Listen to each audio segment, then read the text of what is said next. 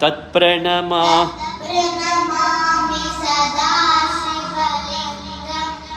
Devmuni प्रपराजितलिङ्गं कामदहन करुणाकरलिङ्गं रावणदर्प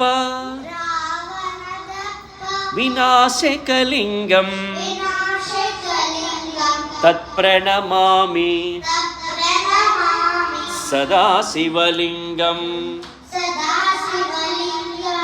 सर्वसुगन्ध सुलेपितलिङ्गं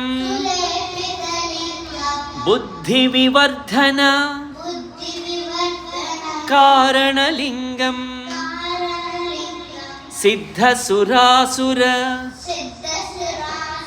वन्दितलिङ्गं